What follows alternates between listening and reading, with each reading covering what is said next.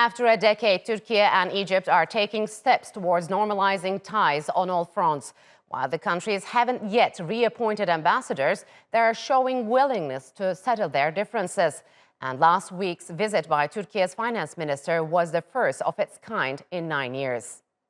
Despite the tensions, Ankara and Cairo did not cut off communication, which paved the way for an official rapprochement to begin in May 2021.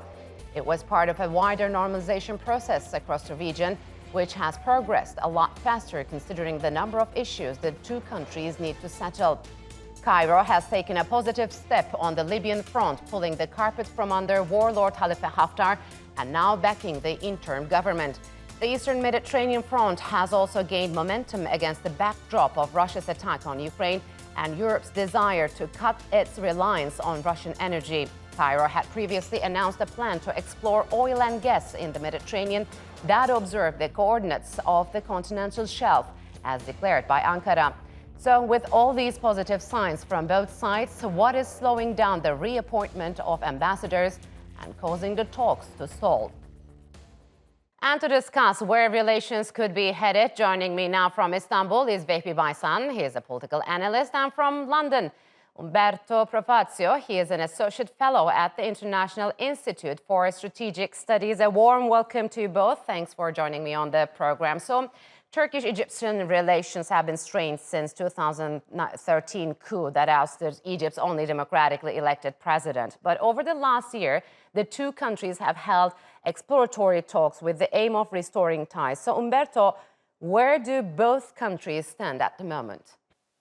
I think that the approach of both Egypt and Turkey changed because of the different international context compared to the Trump administration. So since the elections of Joe Biden, they have adopted a pragmatic approach, trying to warm up relations between those two countries.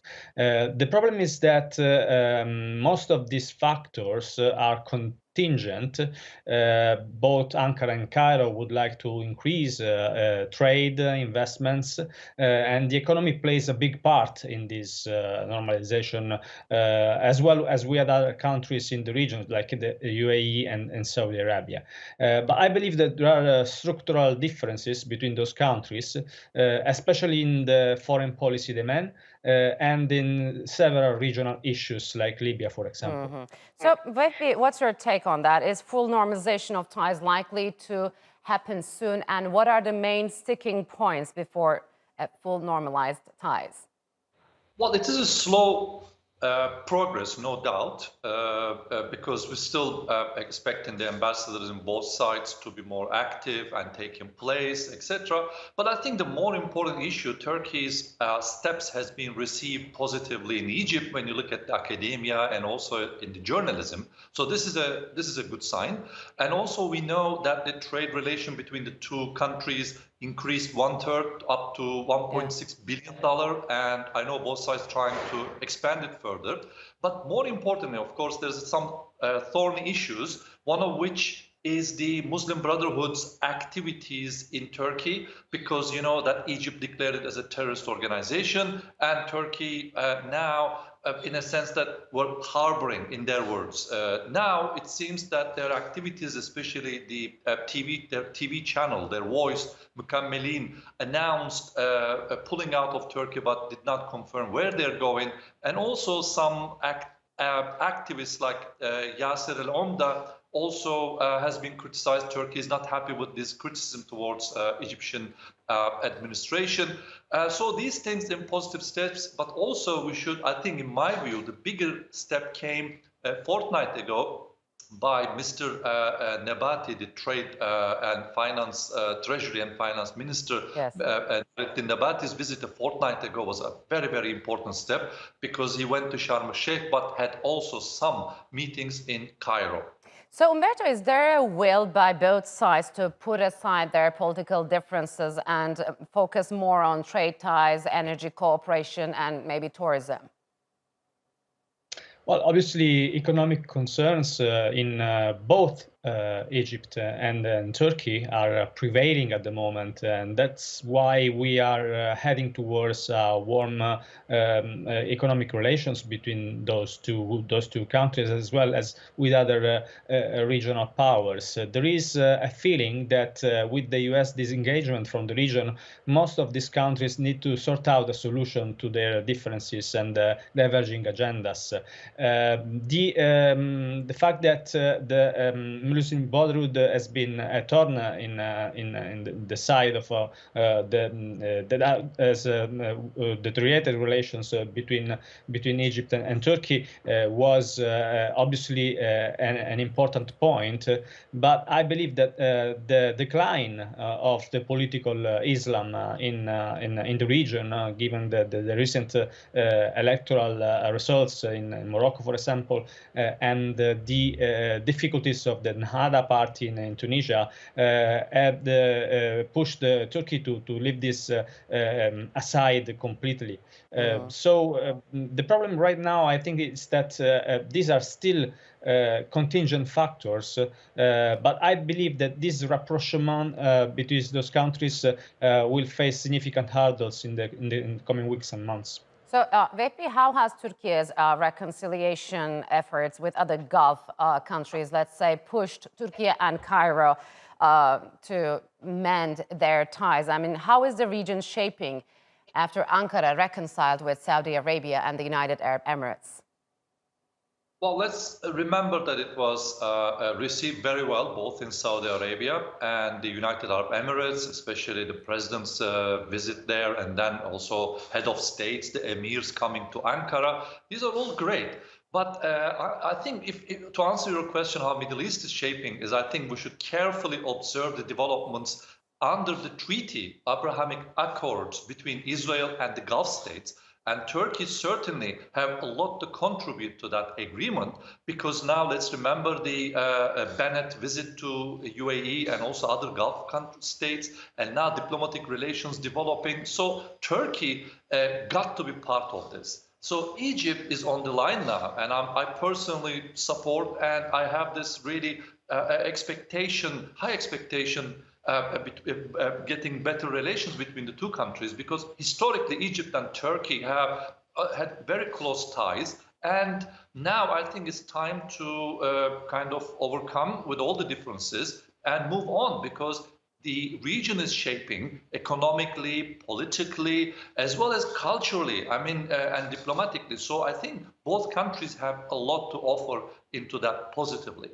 Umberto, would you agree? And how would a possible reconciliation between Ankara and Cairo affect power balance in troubled waters like Eastern Mediterranean? What do you, for example, make of Egypt's consideration of Turkey's maritime claims in its delimitation agreement with Greece back in 2020? Was it a goodwill gesture back then? Yeah, I agree. I think that the Abraham Accords are playing a big part in this realignment. And I believe that they produced a situation in the region in which we have like three main regional blocks. The first is what I call the normalisation front, which includes the countries that are part of the Abraham Accords, UAE, Israel, Morocco, and Bahrain. And then I still believe that there is an anti-normalization front. I think that the divergences and the difference between, for example, Turkey, Qatar, and Iran on one side, and Israel and the UAE on the other are still strong. And then I think that there is an intermediate level composed by countries such as Egypt, Jordan, and Iraq, which also took part in the Baghdad summit last year. So I think that this is the main bloc. Obviously, these countries included in this group are not allied, but they share some values and interests. And this, I think, it's probably to be taken into account as we head towards the new year in the international relations in the region. And this can bring some added value in considerations around conflicting issues like the East Med and Libya, for example. Yes. So maybe on the Libyan front, there's been some progress as well. Could Libya serve as a catalyst in mending ties, since both sides are now interested in some sort of an arrangement in Libya? Well, it could be, but I mean, both sides probably not really keen on relying on Libya because the sides are changing all the time. And let's remember, Libya had a very difficult past as well as after the revolution, after ousting Gaddafi. Now they're trying to settle the scores, and it's a long process, a very difficult process. I have really like my heart bleeding seeing Libya because I've been there many times. I still have a lot of family relations, but I mean, in a way, I think both countries reconciling would help enormously restructuring the state apparatus in Libya. So therefore, I think I know a lot of energy and time spent on kind of improving bilateral relations. So I'm just hoping, fingers crossed, they would kind of conclude anytime soon, and then probably both leaders visit each other. And after normalization, I'm sure both countries merging their power would contribute to Libya, not only Libya, but the North Africa as well as like you have Algeria and Morocco issues. And when you go back to maybe even rebuilding Syria. So it's all the very positive. And I think it's time that, you know, all the differences would be left behind and just move on. Are you that optimistic, Umberto? I mean, how deep runs the rifts between the two countries? And is there really a common ground in Libya? Well, the rapprochement between Egypt and Turkey has been important. We must not forget that the military stalemate that was produced by the Turkish intervention and the Egyptian threats produced a favorable conjuncture that led to the ceasefire and the government of national unity. So I think that both countries and the exploratory talks that were held last year produced some momentum in the peace process, given the fact that both Egypt and Turkey are major stakeholders in the conflict in Libya.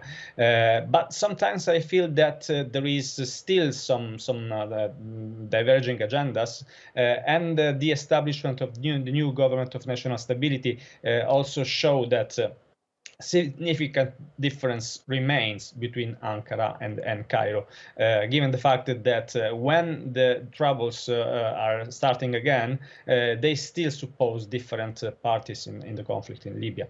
All right, gentlemen, unfortunately, we'll have to leave it here. Thank you very much for joining me on Straight Talk.